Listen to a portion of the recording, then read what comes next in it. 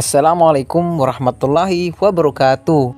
Sahabat Arus Waktu yang dirahmati Allah, pernahkah engkau membayangkan di hari yang amat dahsyat saat matahari hanya sejengkal di atas kepala dan manusia sibuk mempertanggungjawabkan amal perbuatannya?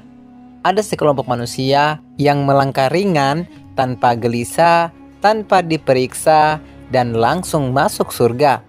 Ya, mereka tidak dihisap, tidak diadili, tidak diberi buku catatan amal, langsung masuk ke surga. Siapa mereka? Apa rahasianya? Dan mungkinkah kita menjadi bagian dari golongan mulia itu?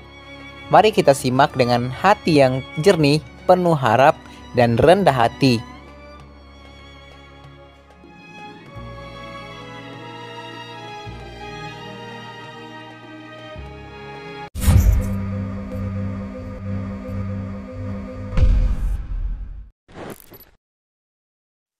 Pada hari kiamat, manusia akan dikumpulkan di padang mahsyar.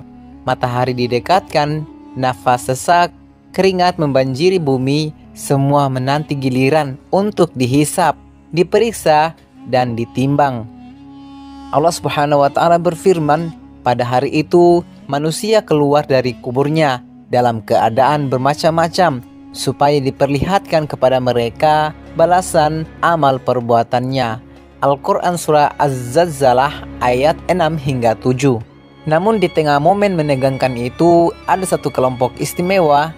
Rasulullah SAW bersabda, akan masuk surga dari umatku 70.000 orang tanpa hisab dan tanpa azab. Hadis riwayat Bukhari nomor 6541, Muslim nomor 220. Mereka melangkah menuju surga seperti cahaya yang melesat. Tidak ada penundaan, tidak ada pertanyaan, langsung diistimewakan oleh Allah. Lalu siapa mereka?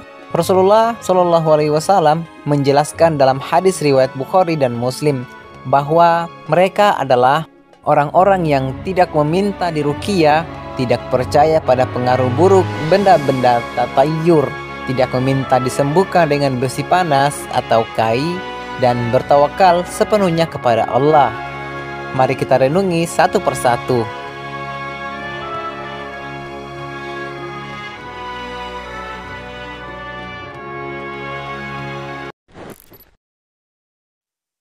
Tidak meminta ruqyah.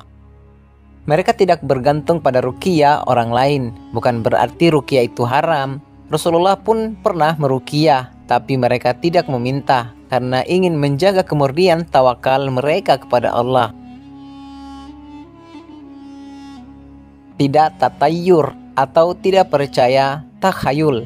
Tatayur adalah meyakini kesialan karena benda atau kejadian tertentu seperti burung hantu, angka 13, atau mitos-mitos. Golongan ini tidak percaya pada hal-hal semacam itu.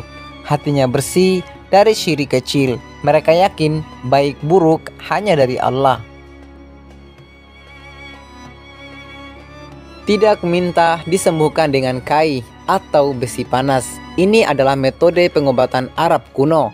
Dengan menempelkan besi panas ke tubuh, Nabi tidak melarang, tapi beliau menyukai orang yang tidak bergantung pada hal ekstrim semacam itu. Mereka pasrah dan yakin pada kesembuhan dari Allah. Bertawakal sepenuhnya kepada Allah. Inilah intinya. Allah Subhanahu wa Ta'ala berfirman, dan hanya kepada Allah hendaknya kalian bertawakal jika kalian benar-benar beriman. Al-Quran Surah Al-Ma'idah ayat 23. Mereka berserah, mereka yakin, mereka tidak panik meski dunia runtuh. Mereka tahu jika Allah berkehendak cukup berkata kun, maka fayakun.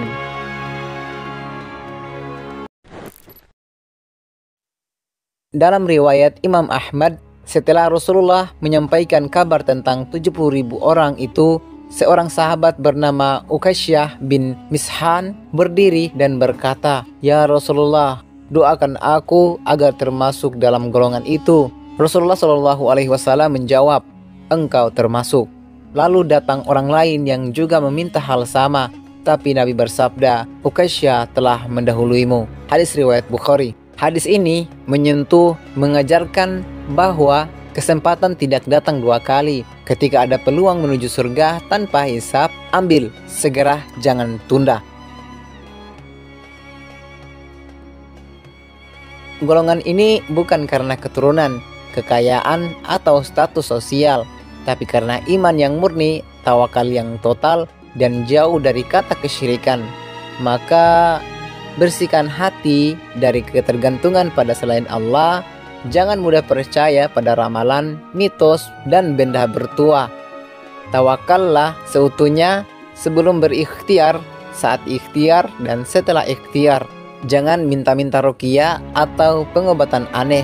Pasrahkan kesembuhan hanya pada Allah.